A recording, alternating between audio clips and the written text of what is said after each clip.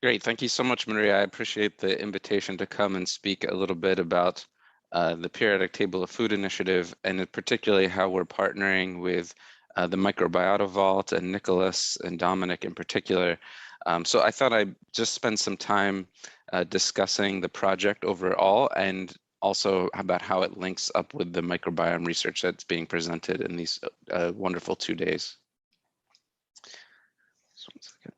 So at the Rockefeller Foundation, we have over 100 years of working on food in many different ways. And what we in with the project, the Periodic Table of Food, we're recognizing again that food is at the center of the world's most urgent challenges and largest opportunities.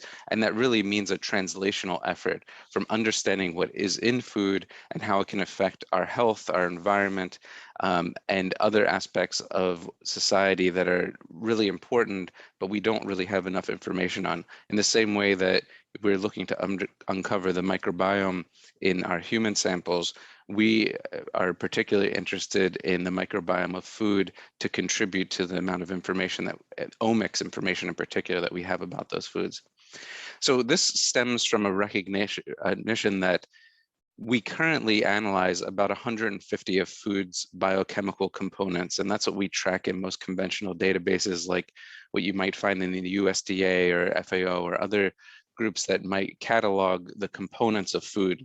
But we know from research that there are tens of thousands of biomolecules in our food that aren't tracked and certainly aren't necessarily tied to human health in any way.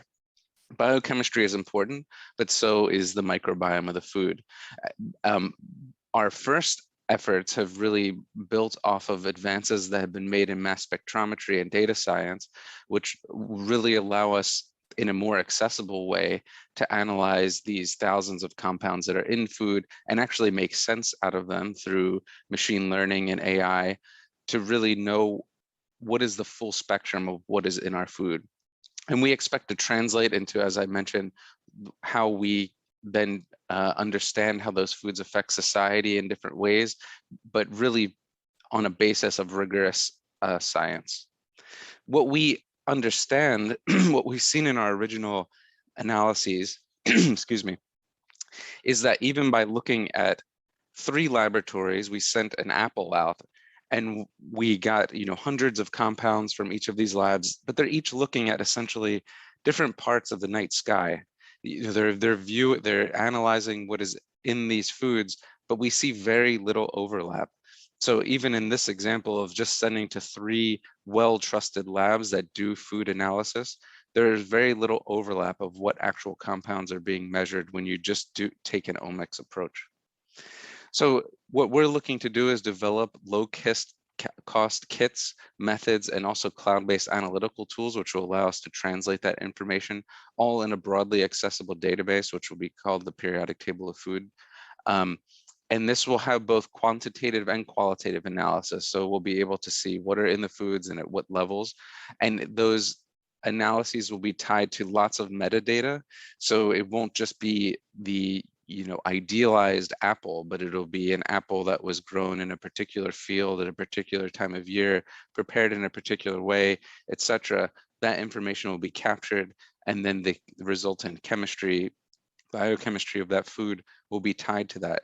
So by developing standardized tools and discovery methods, we're putting together a global network of laboratories to contribute to this database, and all kind of being able, for really the first time, to develop data that are cross-compatible. So as I mentioned that previous slide, researchers are doing metabolomics on food and other types of omics, but they're not necessarily able to look one-to-one at those different types of data that are developed. In this aspect, we are looking at many different types of omics platforms, and we've already been developing these technologies for about 2 years. So of course, the metabolome, lipidome, glycome, proteomics, and amino acid analysis.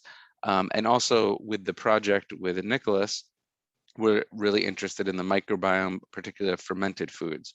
So this expands our ability to know more about what's in our foods, and really we're excited about what it's going to add to the database. So as I mentioned, the periodic table of food we see as a translational platform, really a revolutionary platform that will allow the realms of health, food, and agriculture to speak to each other in new ways by having empirical evidence of what are actually in those foods and fueling global research for innovation around those different types of disciplines. So I'll briefly touch on some of the components of the project.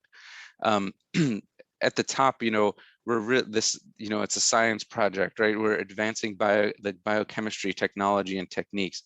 So we're working with a number of partners to understand how do we standardize these technologies and make sure that the data that are produced are maximally available and that it's a democratized effort. And this also includes capacity development efforts. We're standing up global centers of excellence in the global South, and also there are some in the global North as well, but we have a particular focus on the global South to make sure that foods that are analyzed are culturally relevant and are contributing to the health and wellness of the most vulnerable. Then these technologies will contribute to a database of democratized knowledge so the world can have access to what is in our foods.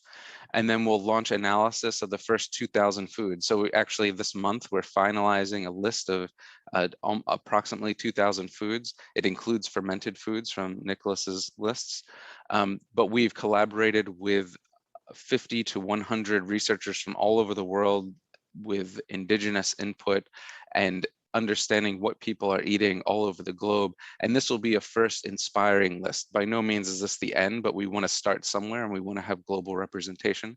So that's what this first inspiring list is. And then, as I mentioned, we have centers of excellence that we're standing up in the global South.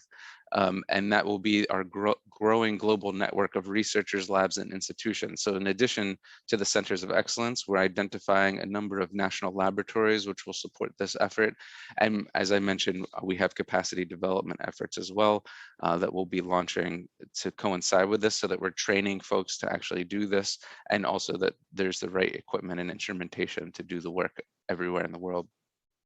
Then we'll be translating that information. So we're supporting individual projects, even like the Microbiome Vault, which will allow us to go further to translate this into a number of disciplines, which are on the next slide, and I'll talk about.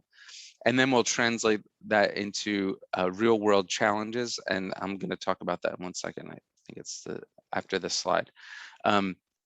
So just to recap a little bit, the first step really is developing this high impact, low cost mass spectrometry.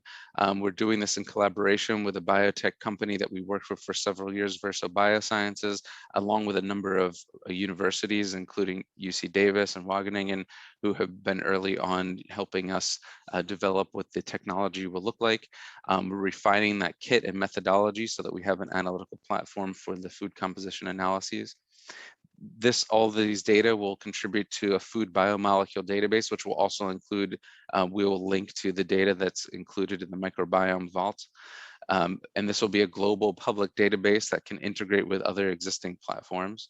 And then we're analyzing those first 2,000 foods. So we've actually analyzed 100 foods as kind of a pilot. And in this year, we'll be completing that even further over the next 1 to 3 years.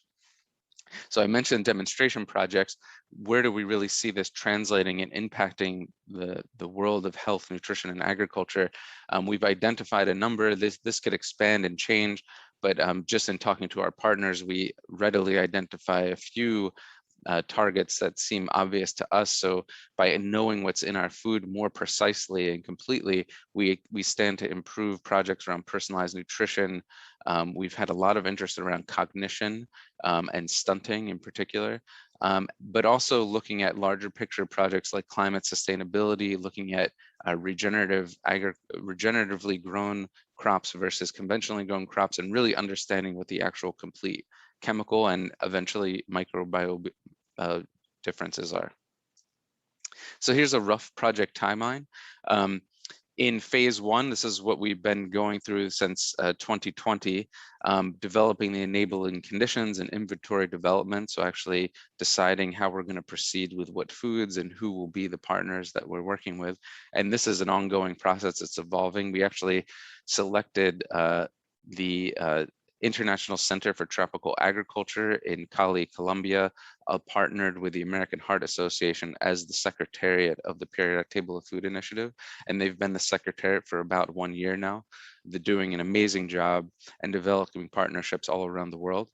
And at the same time, we'd been, especially in the past year, focusing on technology development, launching that lab network that I mentioned, as well as the demonstration projects.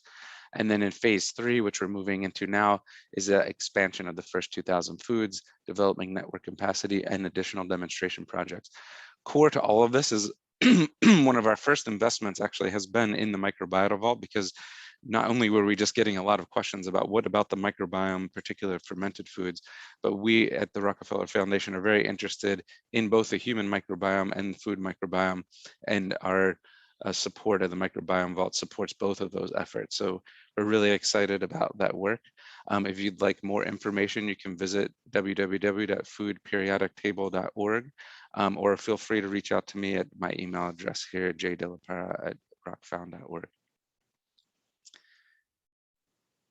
Thank you. So I'm happy to take questions if we have time, but Maria, I defer to you. Thank you so much, John, for such a great talk on such an interesting project.